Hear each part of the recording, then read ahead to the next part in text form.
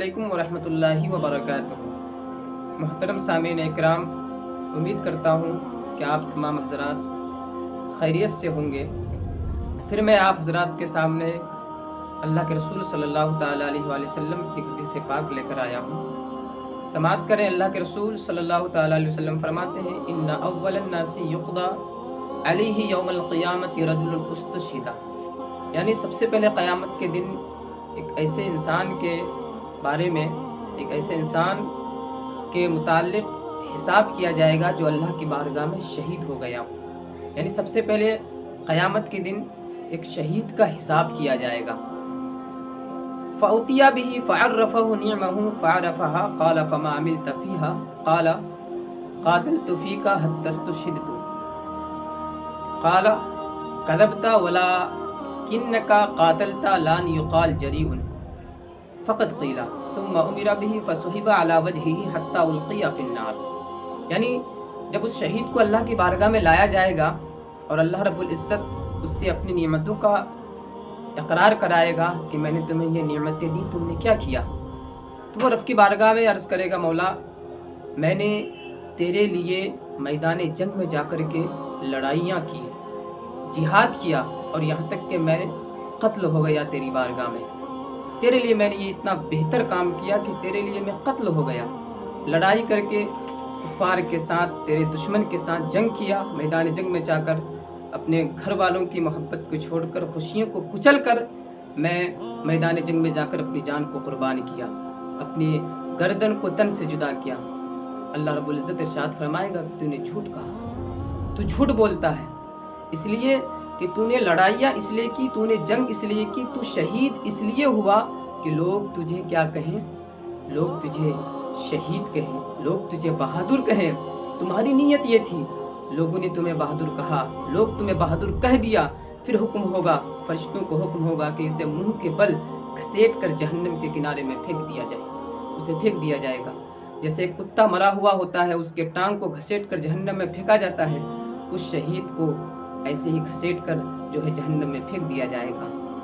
پھر ایک شخص ہوگا جس نے علم سیکھا، تعلم العلم وعلمہ وقرأ القرآن، ایک شخص ہوگا جس نے علم سیکھا، لوگوں کو سکھایا، قرآن پڑھا۔ ایسے شخص کو فأتي به فعرفه نعمه، ایسے شخص کو بھی اللہ کی بارگاہ میں لایا جائے گا۔ اللہ رب العزت اس سے اپنی نعمتوں کا اقرار کرائے گا کہ میں نے تمہیں یہ نعمتیں دی، تم نے کیا کیا؟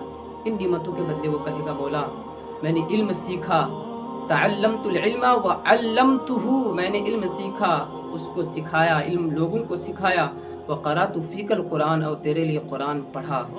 رب فرمائے گا، کذبت، تو نے جھوٹ کہا، اس لیے کہ تو نے علم اس لیے سیکھا، ولکنک تعلمت العلم لیقال انک عالم، کہ تو نے علم اس لیے سیکھا کہ لوگ تجھے عالم کہیں، تو نے قرآن اس لیے پڑھا کہ لوگ تجھے قاری کہیں، لوگ تجھے عالم کہہ دیے، لوگ تجھے قاری کہہ دیے۔ پھر اس شخص کے متعلق فرشتوں کو حکم ہوگا کہ اسے منہ کے بل جہنم میں گھسیٹ کر پھینک دیا جائے، اسے منہ کے بل گھسیٹ کر جہنم میں پھینک دیا جائے۔ ایک عالم ہوگا جس نے علم سیکھا اس لیے کہ لوگ اسے عالم کہیں، یہ ایک قاری ہوگا جس نے علم اس لیے سیکھا کہ لوگ اسے قاری کہے، رب کی رضا کے لیے علم نہیں سیکھا، رب کی رضا کے لیے قرآن نہیں پڑھا، تو اللہ رب العزت ایسے عالم کو بھی جہنم میں دھکیل دے گا فرشتوں کے ذریعے۔ پھر ایک شخص ہوگا، وَرَجُلٌ وَسَّعَهُ اللَّهُ عَلَيْهِ وَآتَاهُ مِنْ أَصْنَافِ الْمَالِ كُلِّهِ، یعنی ایک شخص ہوگا جسے اللہ نے بہت مالدار بنایا، بہت ساری دولتیں دی، اسے بھی رب کی بارگاہ میں لایا جائے گا۔ رب العزت اسے بھی پوچھے گا، اس سے بھی پوچھے گا، میں نے یہ نعمتیں دی، تم نے کیا کیا؟ وہ کہے گا، مولا میں نے تیری بارگاہ میں پیسے خرچ کی، دولت خرچ کیا، کوئی ایسا راستہ نہیں چھوڑا جہاں پیسے خرچ کرنا، دولت خرچ کرنا تجھے پسند ہو، اور میں نے اس راستے کو چھوڑ دیا، میں نے تمام راستوں میں، تیرے راستے میں میں نے پیسے خرچ کیا۔ یعنی وہ کہے گا گویا کہ میں نے مدرسے میں پیسے دیا، میں نے علماء اکرام کی خدمت کی، میں نے جلسوں میں پیسے دیا، دینی کاموں میں میں نے اپنی دولت کو خرچ کیا، مولا میں نے اتنے بہتر کام کیا۔